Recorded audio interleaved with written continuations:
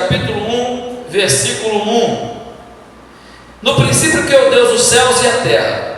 A terra era sem forma e vazia, e havia trevas sobre a face do abismo, mas o Espírito de Deus pairava sobre a face das águas. E disse Deus: haja luz, e houve luz. Viu Deus que a luz era boa, e fez separação entre a luz e as trevas. E Deus chamou luz dia, e as trevas noite, e foi a tarde e a manhã, o dia primeiro. E disse Deus: haja um firmamento no meio das águas, e haja separação entre águas e águas. E o texto vai continuando, onde Deus vai ordenando todas as coisas. Aquilo que outrora era caos, era treva, Deus libera luz, a luz dissipa as trevas, e começa-se a ter todo um processo, um movimento de ordenação de Deus sobre o caos da terra. Você me entende? Diga amém? Amém. Agora, em João capítulo 1, ele abre o texto dizendo assim: no princípio era o verbo.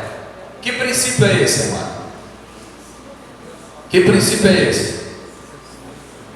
Exatamente esse que nós acabamos de ler. O princípio da criação. Esse princípio aqui. Então João está revelando para nós que no princípio era o verbo, era a palavra de Deus, e o verbo estava com Deus lá no princípio, e o verbo era Deus. Ele estava no princípio com Deus. Todas as coisas foram feitas por intermédio dele. Tudo foi feito por intermédio de quem, amado? Jesus. Dessa palavra, desse verbo. E sem ele quem? O verbo, a palavra, Jesus. Sem ele, nada do que foi feito se fez. Nele estava a vida, e a vida era o quê? A luz dos homens. A luz resplandece nas trevas, ela se destaca nas trevas, ela dissipa as trevas, e as trevas não prevaleceram contra ela. Na linguagem de hoje diz assim: no começo aquele que é a palavra já existia. Ele estava com Deus e era Deus. Desde o princípio, a palavra estava com Deus. Por meio da palavra, Deus fez todas as coisas, e nada do que existe foi feito sem ela. A palavra era a fonte da vida, e essa vida trouxe a luz para todas as pessoas. A luz brilha na escuridão, e a escuridão não conseguiu apagá-la. Amém? Amém. Então, Jesus é a palavra, e foi exatamente essa palavra. Que palavra que foi lá no princípio, amado? O que é que Deus liberou? Que palavra era essa? Haja luz. O texto está revelando para nós que Jesus é a palavra e Jesus era a luz. E Ele é quem alumia todos os homens e os homens que estavam em trevas. E nós vimos na quarta-feira passada que Ele fez dissipar de nós toda a treva do pecado, toda a escravidão do pecado, e nos colocou num lugar propício a essa vida abundante. Glória a Deus, amado. Jesus, o Pai em Jesus fez isso por nós. Amém, amados? Então, estamos debaixo dessa palavra. Nós queremos fazer um resumo rapidamente, algumas considerações da quarta-feira passada, para a gente relembrar antes de entrar aqui numa segunda parte mais prática. Vamos lá então. A primeira: qual o propósito de ter uma vida ordenada? Tem como ficar maior aquilo lá? Tem como lá? Qual o propósito de ter uma vida ordenada? Estamos falando de ordem. Quem esteve aqui na quarta-feira passada? Quarta passada. Então nós estamos começando falando vida ordenada, de ordem, princípio de ordem, que está como subtópico do tema geral dessa campanha de palavras de vivendo em abundância. Então nós estamos aqui procurando, querendo viver essa vida abundante que Jesus prometeu para nós. Lembra disso? João capítulo 10, o ladrão, quem é o ladrão? Diabo. Ele só vem para quê? Para roubar, matar e destruir. Jesus veio para quê? Para que tenhas vida e a tenha em abundância. E aí aqui eu falei que eu pesquisei, eu estudei, eu fui no original hebraico, no aramaico, fui no grego, fui no asteca, fui em tudo quanto é lugar, mano. Foi eu tentando extrair assim, o sentido original da palavra abundante, eu descobri, e nós descobrimos juntos aqui. Sabe o que significa vida abundante, amado? A vida abundante. A gente conseguiu chegar a esse ponto aí, tá bom? Então, qual é o propósito então de ter uma vida ordenada? Vimos na quarta-feira passada, a resposta é essa: gerar um ambiente propício à frutificação. Ali faltou a palavra ambiente, tá bom? Então, gerar um ambiente propício para a frutificação. E lembra que nós combinamos aqui, quando a gente cita a palavra frutificação, o que a gente quer dizer? Prosperidade. Tem uns aí que tiraram 10, o restante chutou 0. Não respondeu essa pergunta na prova. Eu falei aqui que a palavra no original para frutificar, no original hebraico, também é prosperar. Só que essa palavra prosperar, ela ficou um tanto desgastada, tendo em vista a teologia da prosperidade. A teologia da prosperidade, que essa teologia da prosperidade, uma teologia, podemos dizer assim, fajuta, que, enfim, nada tem a ver com o Evangelho de Jesus. E a gente tira lá do Salmo capítulo 1, por exemplo, que diz que nós seremos como árvore plantada junto a ribeiros de águas, né? Cujas folhagens não murcham e dá o seu fruto na estação. Tudo quanto fizer, no original hebraico está frutificar.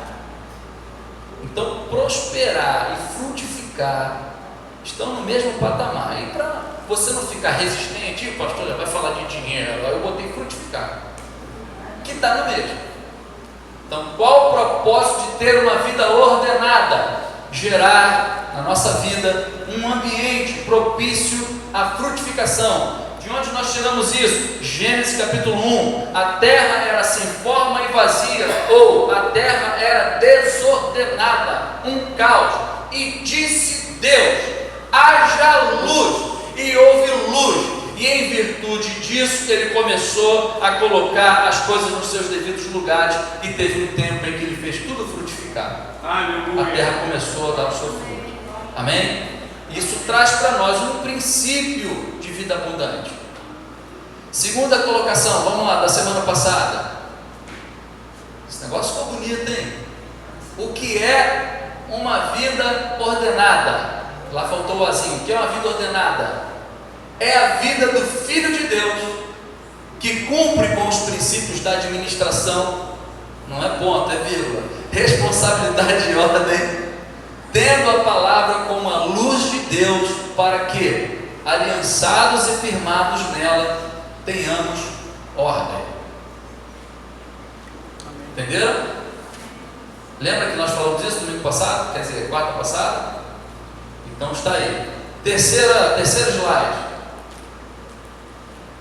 É através da palavra que temos a prosperidade gerada em Deus. Então esse negócio de varinha de condão, de estalar do dedo, do lencinho, da flor ungida, da barganha com Deus, isso não é bíblico. Veja que a vida abundante que Jesus está propondo para nós, e que nós estamos propondo aqui no Projeto da Nova, de Bíblia aberta, não é uma coisa assim, sabe, ocasional. Vem aqui que eu vou orar por vocês e o mal vai cair por terra e pare de sofrer. Não. Existem princípios, alicerces da palavra de Deus, que vão fazer com que você tenha uma vida próspera. Glória a Deus. Então está lá. Ela que colocará, ela quem é a palavra, a Bíblia, ela que colocará as coisas de nossas vidas em ordem, segundo Deus, e não segundo Deus deste século. Outro slide. As trevas apontam para a desordem e a luz para a ordem. O que isso significa? Onde há desordem na tua vida, significa dizer que ali a gente pode dizer que é trevas. E onde o inimigo habita, amado? Em luz. Mas se a tua vida em determinada área mudou ali, cara, Se a tua vida em determinada área está ordenada, então significa que ali há luz. A Bíblia diz que Deus é luz. Por isso ele fez separação entre trevas. Não há comunhão com as duas coisas. Pode ir para o outro. Será necessário que a luz, significa para nós aqui ordem, dissipe as trevas, a desordem, para haver uma frutificação, prosperidade. Pode ir para o outro. Aion, sistema financeiro religioso, modista e etc. Apresentado no mundo dos sentidos. Quem é o mundo dos sentidos? Tudo que a gente percebe que vem do mundo exterior e é percebido pelos nossos 5 sentidos, que estimula a gente, que controla a gente, que propõe, que sugere e que vai moldando o nosso comportamento. Este sistema, Aion, mundo dos sentidos, quer dizer, esse mundo em que há um Deus desse século, Satanás, este sistema prega uma vida de aparência e consumismo através de facilidades encontradas para atingir este fim. Por exemplo, as parcelas, compre hoje, pague daqui a 5 meses. Então são as facilidades que este mundo dos sentidos começa a apresentar para nós e que sem que a gente perceba, a gente vai desordenando aos pouquinhos a nossa vida e vai tendo uma vida financeira em desordem, consequentemente em trevas. Amém? Acabou? Glória a Deus. Vamos aplaudir ao Senhor pela vida do Senhor.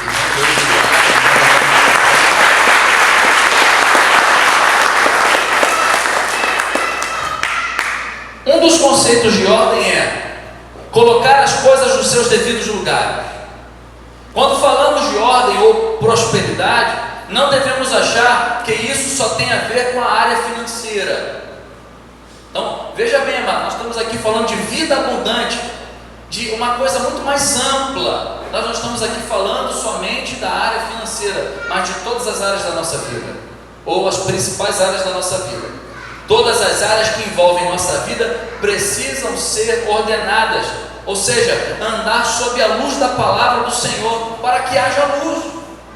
Não é sobre o meu achismo, não é sobre a minha razão, mas debaixo da luz da palavra, Deus dirigindo a minha vida, a palavra de Deus dirigindo a minha vida, trazendo uma orientação, trazendo um norte. Toda vez que a palavra atinge a área na minha vida que está desordenada, é um haja luz de Deus, é uma palavra viva que está entrando, e cabe a mim colocar ela em prática, obedecer ela, e a minha vida começa a entrar em ordem. Você pode dizer amém? Amém.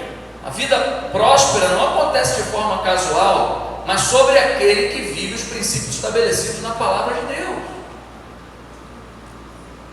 Então vejamos algumas áreas.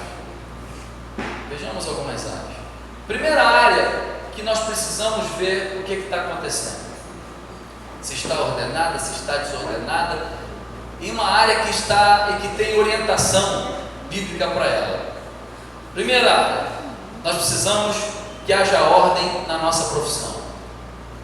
Precisamos de ordem profissional, precisamos de ordem na área do nosso trabalho, na nossa empresa.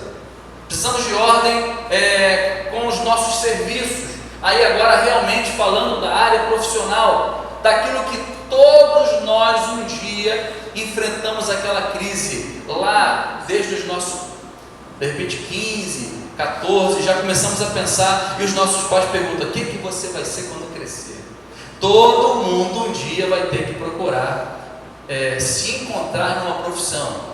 Então isso é uma coisa que nós vamos levar para o resto da nossa vida. Então veja, amados, a importância de nós ordenarmos isso em nossa vida.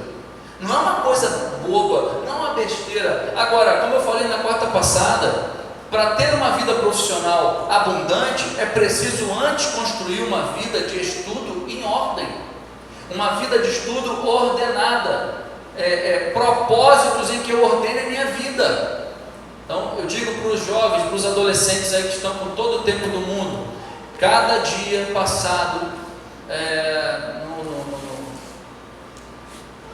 seriado, cada dia que você passa dormindo, cada dia que você passa de bobeira, pode acreditar, é um dia a menos que você podia ter aproveitado. Isso vai pesar lá na frente. Quantos concordam lá? Os marveinhos concordam? Vai pegar.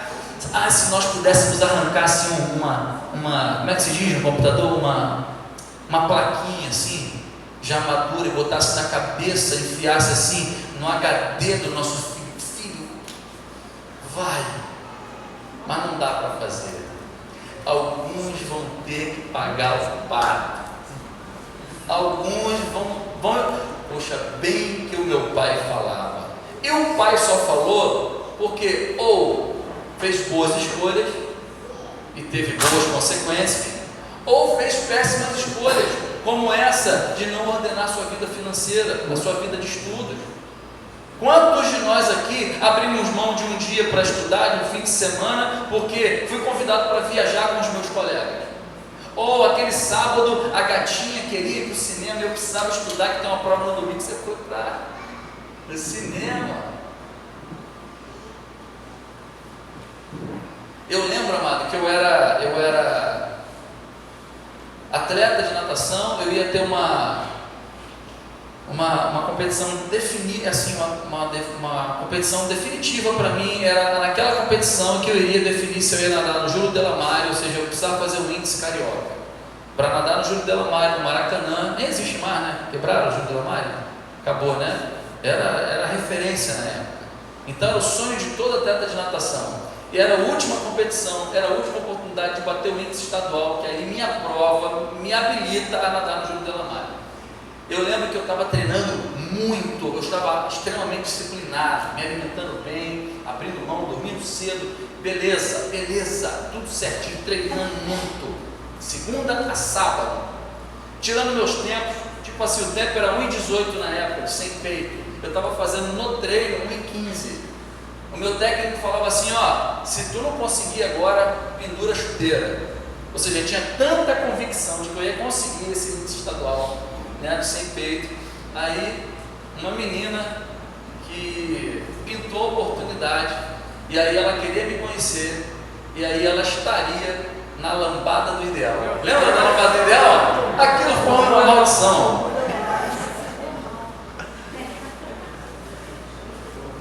Não, vou lá rapidinho. E a lambada é no sábado, a competição domingo de manhã. Vou lá rapidinho e chego em casa cedo.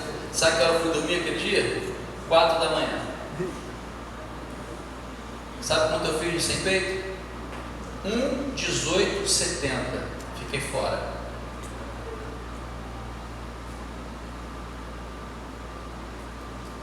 Essa geração hoje colocaria a culpa em tudo, mas a culpa era de quem? Da minha escolha, da escolha que eu fiz. E isso acontece no concurso público. Se você dormir tarde, aquela semana, você dormir tarde, você vai fazer um concurso público, no dia do concurso público você dorme com a cara na prova. Você dorme.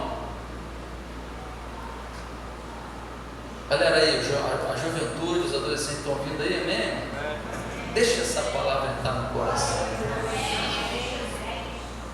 Então, ordenar a sua vida profissional, essa é a primeira área que nós queremos ver nessa noite aqui. Como empregados, honrando e se submetendo aos patrões. A Bíblia quer que nós tenhamos uma vida ordenada. Em primeiro lugar, como empregados, honrando e submetendo ao meu patrão. Você pode dizer, irmão? Fala para o teu irmão, a vida ordenada no meu trabalho é honrar e submeter-se ao patrão, mesmo que ele seja chato, mesmo que ele seja grosso, estúpido, ignorante. Efésios 6,5 diz assim: vós, servos, obedecei a vossos senhores segundo a carne. Senhor não é o Senhor, mas é o Senhor patrão. Com temor e tremor, na sinceridade de vosso coração, como a Cristo, A Bíblia está dizendo aqui, a Bíblia está dizendo que nós devemos sujeição e honra aos nossos patrões na mesma medida que a Cristo. Quantos querem luz na área profissional? Amém. Ordem na área profissional? Amém. Esse é o caminho bíblico. Essa é a luz de Deus para essa área.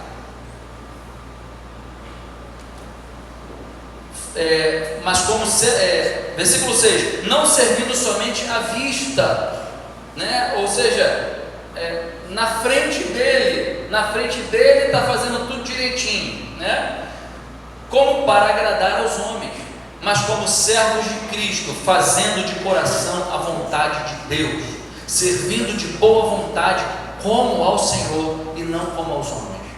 Então, a consciência que a Bíblia requer de nós como filhos de Deus é que quando eu estou no meu trabalho, eu olho para o meu patrão e tenho a consciência que eu sirvo a Deus na medida em que eu sirvo a Ele. Quantos aqui fazem isso? Levanta a mão. Meu Deus, essa é uma noite de arrependimento de obras mortas. Talvez você nunca tenha olhado para esse texto, nunca tenha tentado, e por isso você não tem visto isso. E vou dizer a você, essa é uma área muito comum que as pessoas carregam aí durante muito tempo em trevas, em desordem. E por isso muita gente é mandada embora do trabalho. Por isso muita gente não para no trabalho.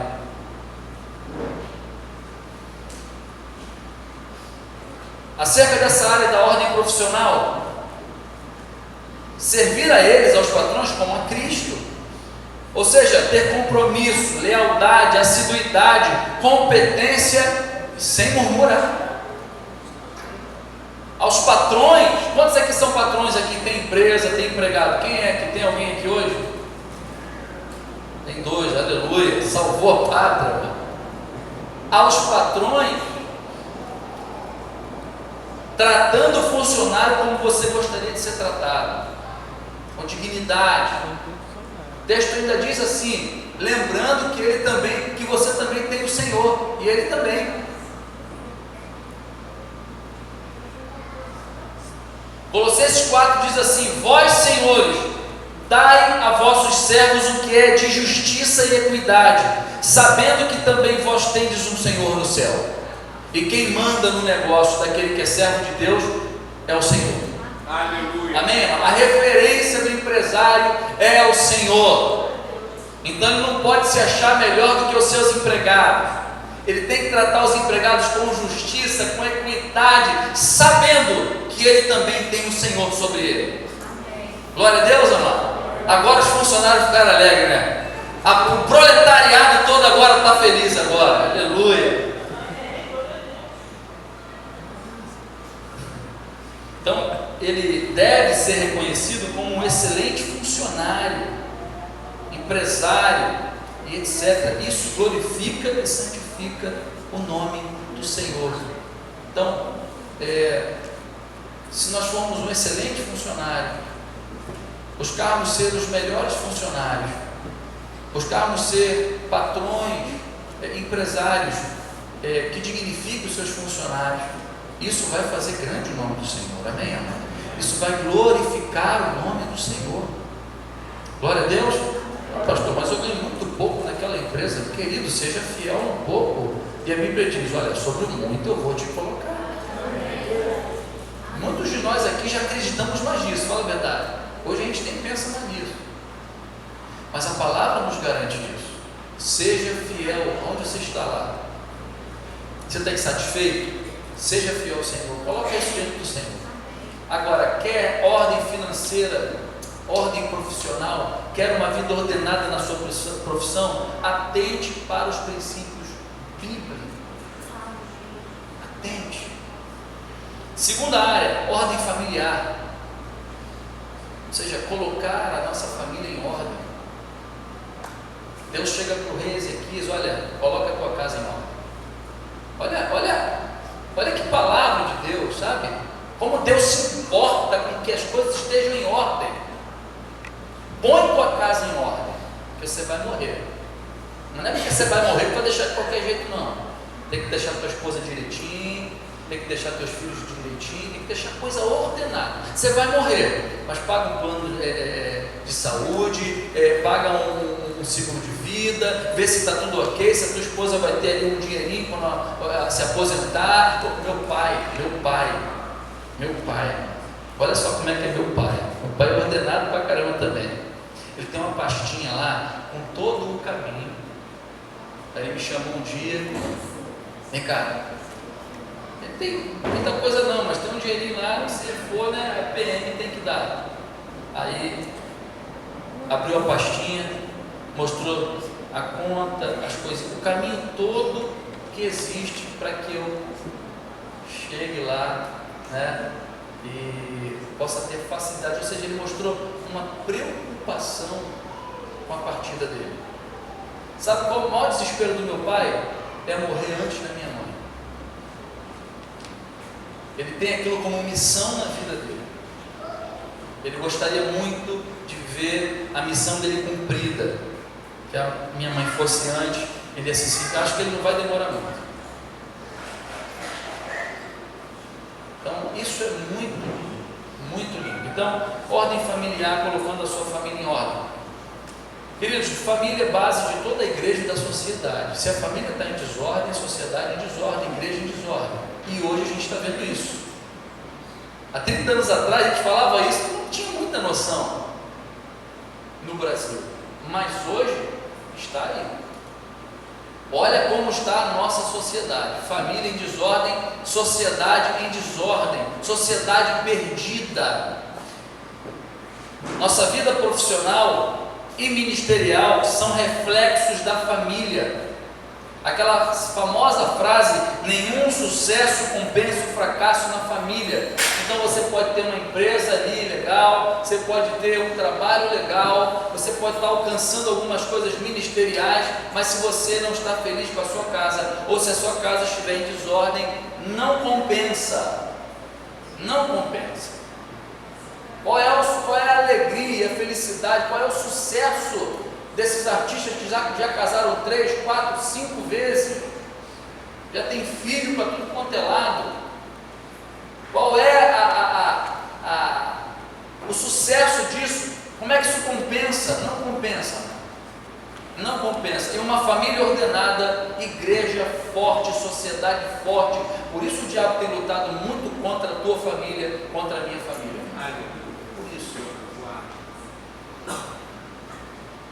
Dentro dessa família, existe ali o homem, a mulher e os filhos. Com relação ao homem, o homem tem alguns ofícios que os homens de hoje não estão atentando mais. A nossa geração ouviu uma mulher especialista, não lembro agora o nome dela, depois eu pego e dou para os irmãos. É uma mulher que faz uma crítica ao feminismo, e essa mulher diz que os homens contemporâneos são uma espécie de eunucos da contemporaneidade, ou seja, são afeminados, são sensíveis demais. Luiz Felipe Pondé, né, um filósofo aí brasileiro, ele fala uma coisa muito legal: parece que as mulheres querem que os homens leiam o livro sobre as mulheres até a 3ª página, mas os homens já estão na 142, e nisso deles se envolverem demais, querendo demais entender e se envolver com a mulher, estão se afeminando. Essa mulher que faz a crítica ao feminismo, ela tem uma frase muito forte, eu não vou dizer aqui, mas muito interessante. Eu vou usar um outro termo para os irmãos entenderem. As mulheres precisam lidar. O homem tem o seu falo. Alguém entendeu o falo? Entendeu? Quem não entendeu? Seja sincero, o homem tem o seu falo. É o órgão genital do homem. E o falo desse homem endurece, e a mulher tem que saber lidar com isso. O que ela está querendo dizer é que isso, como símbolo da personalidade, da macheza masculina, a mulher não tem que tentar acabar com isso para adequar a fraqueza dela, mas ela tem que lidar com essa masculinidade, com essa macheza. Então, hoje, o que a Bíblia diz sobre o homem, as mulheres dão uma pirada, ficam desconfortáveis. Porque o discurso desse liberalismo, desse relativismo moral, está impregnado até na igreja, ora, como consequência de uma desordem familiar, de uma quebra de valores cristãos. A igreja, até para falar na igreja sobre autoridade masculina, você vê as irmãs muitas vezes com dificuldade, sim ou não, amado? Porque o que está imperando é um discurso muito mais forte. Os irmãos vêm aqui na escola bíblica dominical, ou no grupo familiar, ou nos cultos, quando ouvem falar sobre isso. Mas aí fora, o tempo todo feminismo, o tempo todo feminismo, feminismo, feminismo, feminismo, feminismo. Até a delegacia da mulher tem, não tem delegacia do homem, mano. E eu já vi mulher arrebentar com o homem, cara. O cara tem, coitado, tem nem onde ir. E há um preconceito tão grande na sociedade, se ele for, ele é tipo como um frouxo. Mas o preconceito dele pode. Então a mulher já não pode. Se ele apanhar de um travesti, está apanhado. Mas se ele bater no travesti, é homofóbico. E só que ele bateu no travesti, que na verdade é um homem. Mas ele virou homofóbico. Então é uma sociedade muito doidona. Homens, cadê os homens aqui? A Bíblia diz que nós somos sacerdotes da nossa casa. Sacerdote, fala para o homem, você é sacerdote da tua casa. A gente operar fora dessa posição, desordem na família.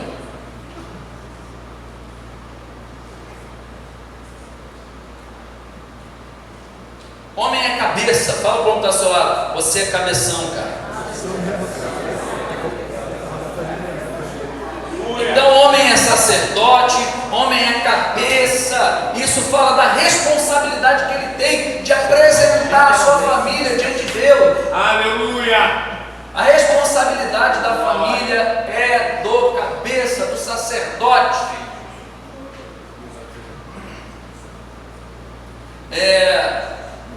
Sem deixar de honrar e respeitar a mulher. Então o homem é sacerdote, o homem é cabeça, mas ele não pode esquecer de honrar e respeitar a sua mulher. As mulheres podem dizer amém? Amém. Lembre-se, a responsabilidade é sua, homem. É sua. A responsabilidade não é da nossa esposa, a responsabilidade é nossa. Glória a Deus. É nossa. Aleluia. 1 Timóteo 3,5 diz assim: pois se alguém não sabe governar sua própria casa, como cuidará da igreja de Deus?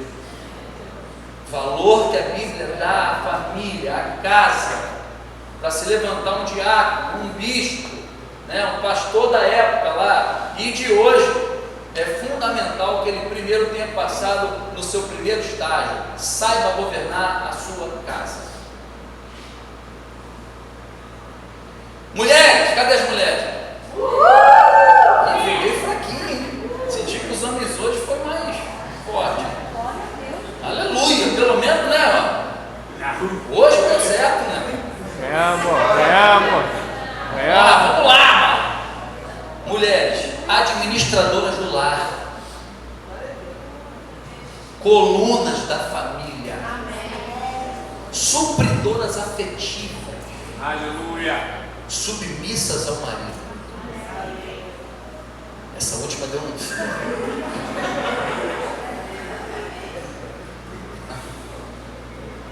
Porque as mulheres há um tempo atrás, algumas décadas atrás, tinham maior facilidade, né?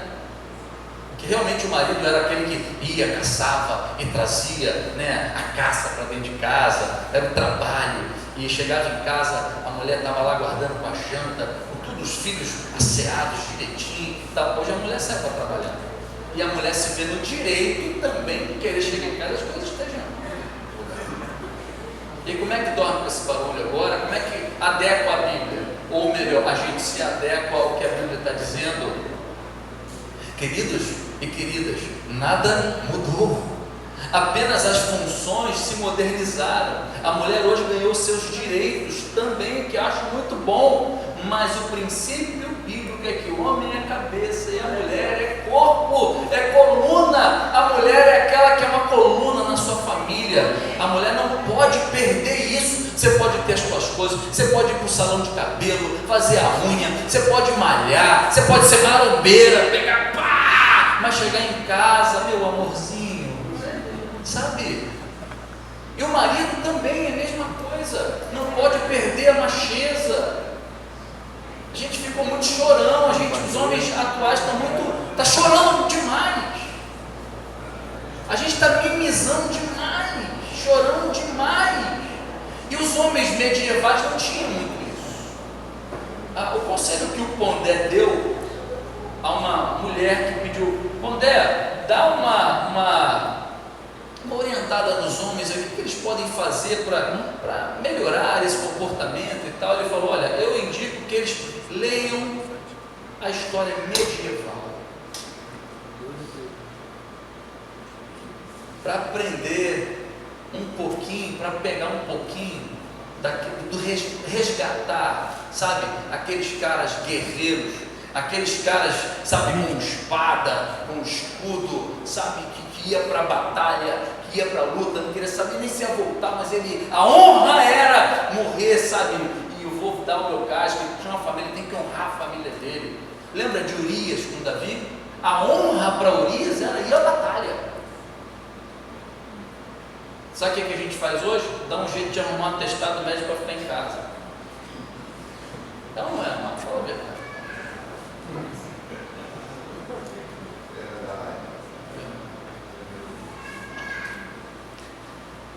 Essas são as mulheres. Lembre-se, mulheres, nunca tome a frente do marido, reconheça-o como autoridade. Mulher, em nome de Jesus, todas vocês aqui, muito do movimento que enfraqueceu os homens e tornou eles como que eunucos contemporâneos, afeminados, mimizões, é porque a mulher, nessa da conquista de ter os seus direitos, de ir à luta, também foi tomando o lugar dos homens. Os homens hoje são inseguros. Muitos homens hoje não sabem como fazer, porque as mulheres realmente tomaram um lugar que é de direito delas, mas eu acredito que elas, falando das mulheres da igreja, elas ultrapassaram o limite do princípio bíblico. Vai requerer de vocês, mulheres, um autopoliciamento, de entender que, biblicamente falando, o teu marido é o cabeça, e você não deve passar à frente dele. Teu marido é o cabeça. Então você rasga Efésios 6. Que ele, como Cristo, é aquele que dá vida por você. Há um peso, há uma responsabilidade de Deus sobre ele, e você pode tornar essas coisas muito mais difíceis ou mais leves. A mulher tem esse poder. Se for uma mulher virtuosa, torna a missão do marido muito mais tranquila. Aleluia. Agora, se for uma mulher rixosa, sem sabedoria, fica muito mais pesado, porque já há uma demanda do céu sobre ele. E falando de homem contemporâneo, pior ainda, porque ele lida com a sua insegurança existencial mesmo. Você pode olhar os bancos das faculdades, a maioria que está estudando hoje é mulher. A quantidade de mulheres invadindo, estudando as universidades, os cursos. Cadê os homens? Isso, de certa forma, foi trazendo certa insegurança aos homens. Você está entendendo isso? Diga amém, irmão. Então, Deus está nos dando hoje uma orientação com a palavra para resgatar alguns princípios para nós. Nada contra os direitos das mulheres, nada contra as conquistas que nós já tivemos como sociedade, mas nós não podemos negociar os princípios do reino de Deus, os princípios da palavra de Deus. Por isso há muitos lares em desordem, por isso há até a possibilidade de filhos com dúvida acerca da sua sexualidade.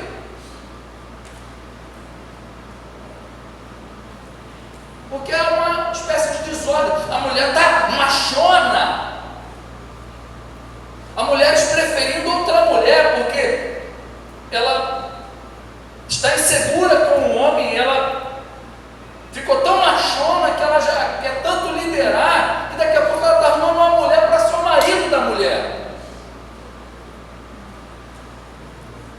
E isso não tem limite. Por isso é uma sociedade hoje extremamente desordenada.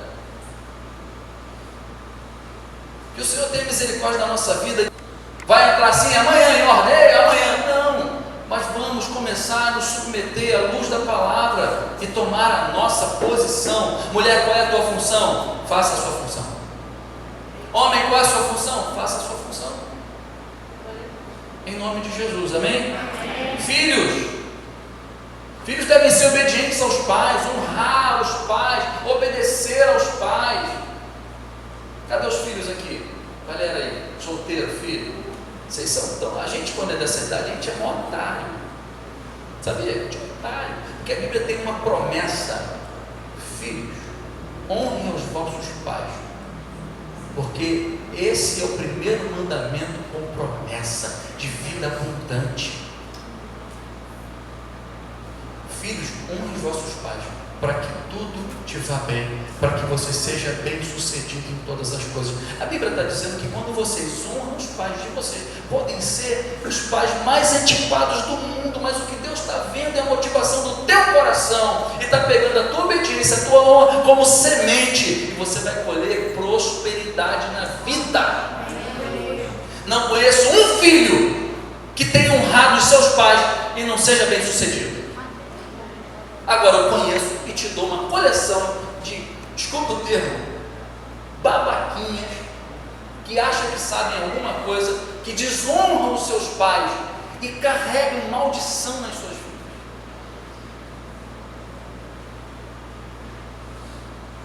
Eu sei que há uma fase da vida, da adolescência, que a gente dá um mole, a gente vira aventureiro, há uma rebeldia natural, mas ela logo passa. E quando passa, posicione-se, filhão. Posicione-se. Amém. Os filhos podem dar glória a Deus? Aleluia, foi meio assim, né? Chega lá. O bom filho de hoje será um bom marido de amanhã. Honrar os pais é o primeiro mandamento com promessa de prosperidade. E aí vem a nossa casa ordenada, coisas nos lugares. Às vezes a vida natural reflete a espiritual, ou a externa a interna. Você sabia, mano? Eu tenho uma mesa lá, que ela cada vez está ficando um pouquinho mais limpa. Temos um mesão lá, né, na sala de jantar lá, grandona. Os irmãos já foram lá, agora você nem vou fazer aquela mesa. Estou vendendo uma mesa mesmo. A gente vai se mudar, não tem onde enfiar ela. Na época da faculdade, como é que era aquela mesa na época da faculdade? Pensa num lugar extremamente bagunçado, mas aquela bagunça eu me encontrava. O problema é quando ela arrumava. Acabou, minha filha. Acabou, minha filha. Mas eu olhei uma vez, estudando psicologia, eu olhei e me vi naquela mesa. Você está entendendo, irmão? Eu vi que aquela mesa projetava a minha alma, a minha vida. Às vezes, algumas desordens na nossa casa projetam a alma da família. Algumas faltas, algumas coisas estão projetando aquilo que a nossa família está passando, ou um membro da família está passando. Agora é para condenar, isso aí, seu safado, se converter. Não, amado, é para ajudar. Em nome de Jesus, o mundo já condena demais, o mundo já oprime demais, e a opressão é do inferno, amado. Algumas coisas também na nossa vida pessoal estão do lado de fora, também refletem a nossa vida espiritual.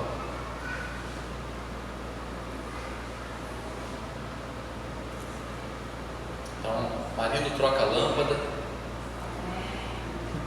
Aí você não me pergunta se eu já troquei lá de casa, hein? Vamos pular essa. Tá lá ainda, mano. Estou falando sério. Hoje eu pensei assim, cara, eu tenho que consertar isso hoje, porque eu vou pregar, Jesus. Só não está no lugar por causa de uma fita preta, isolante. Só por causa da lá, só encaixar e pronto. Eu já falei que tem, o senhor me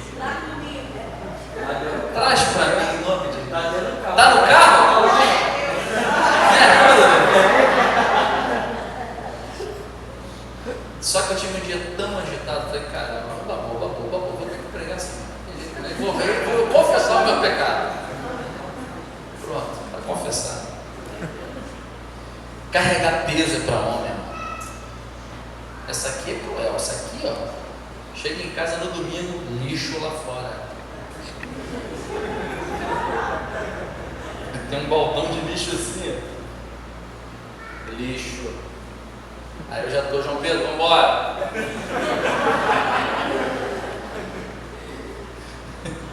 Está me botando no meu lugar. Filhos já devem aprender a ter responsabilidade com as coisas da casa. Filhão, cadê os filhos? Tem que varrer uma casinha, lavar uma louça. Seu papai está te esculachando, não, está te humilhando, não. Está ensinando a você ser homem, ser mulher. As meninas, cadê as meninas? Já sabe fazer um arroz, sabe fazer um feijão, um prato especial. Já botou a mão dentro do vaso para tirar aquela marca do cocô?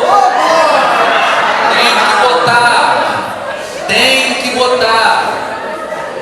João Pedro bota, já bota, mãozão. Não vem com aquele negócio assim, não. É mãozão com bombril, ó. Aí vem um dia para botar a luva. Nem que luva, meu irmão. Bora. É o meu e da tua mãe e o teu mesmo, pô.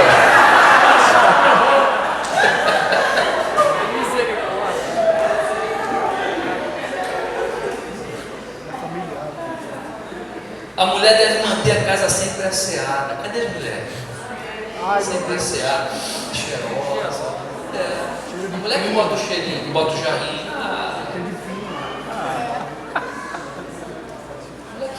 Isso aí, da mulher. A gente lava a louça aí, a mulher seca. O homem já não faz muito dessas coisas. Um homem que faz muito essa coisa está meio eunuco contemporâneo. A esposa ajuda ele aí, fica um pouco mais. A igreja não deve ser culpada para descuidarmos da casa, mas a casa também não é desculpa para descuidar de Deus. Porque o que eu vejo é gente descuidando da obra de Deus por causa da casa. Não, porque a minha casa como rei não começa na minha casa. Não, você é desordenado, deixa para fazer na hora que não é para fazer. Aí é desordem no horário.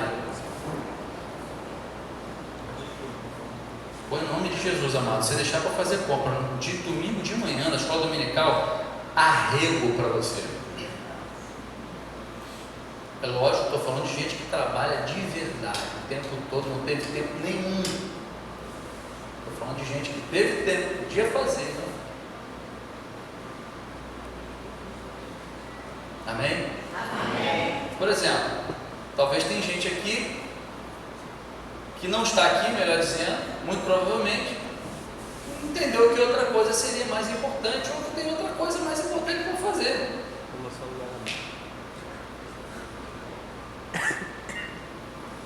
Fala para o teu irmãozão aí, ó, não tem desculpa não.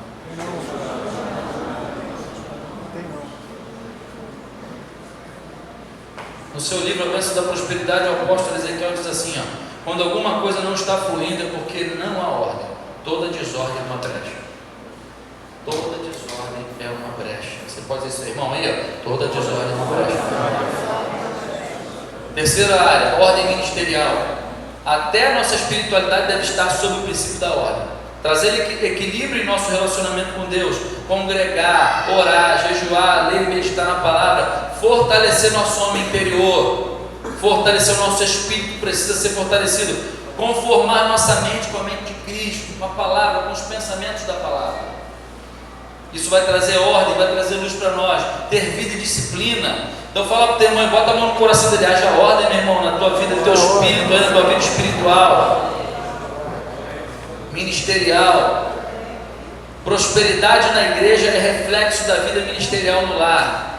Quarta área e última, ordem financeira. Nós pode dizer aleluia. Tem que só vem por último, numa sequência.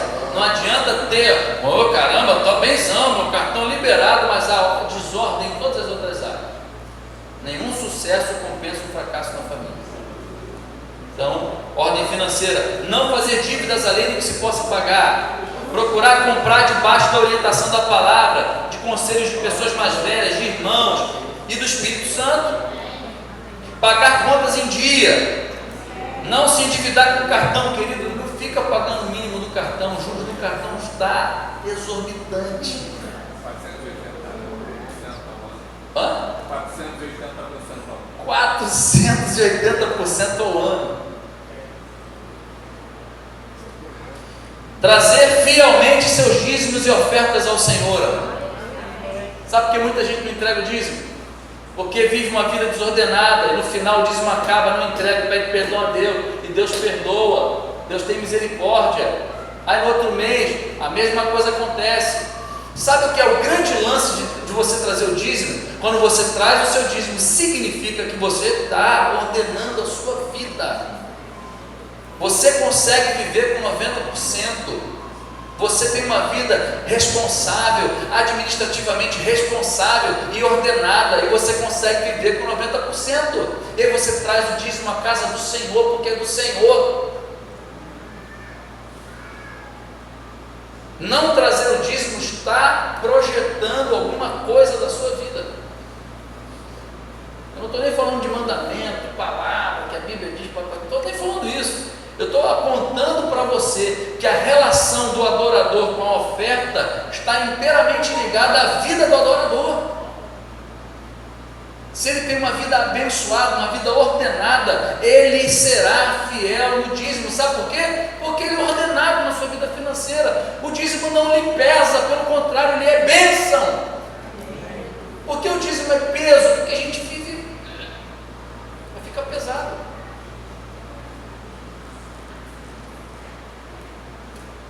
E oferta? Pergunta, irmão, tu dá oferta? Dá oferta ao Senhor aí? Pergunta, tu dá umas ofertas na igreja?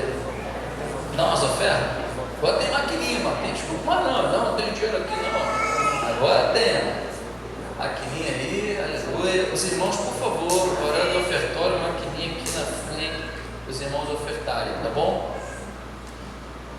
Então seja fiel no dízimo, ordene essa área financeira na tua vida, em nome de Jesus. Temos que ser conhecidos como pessoas íntegras, descomplicadas, desembaraçadas e fiéis em tudo.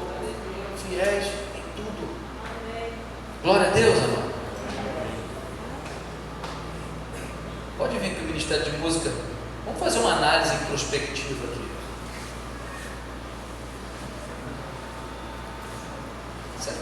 Como você responderia essas perguntas aqui? Ouve aqui, olha aqui para mim. A gente já está terminando, fica tranquilo. Será que sou ordenado? Como é que você responderia isso? Será que eu sou ordenado? Minha vida tem sido ordenada? Essas perguntas são desafiadoras, irmão. É para que a gente reconheça e peça a Deus luz sobre essas áreas. Será que as áreas que estão conturbadas estão assim porque estão em trevas, sem luz? Onde está a desordem que está me impedindo de prosperar?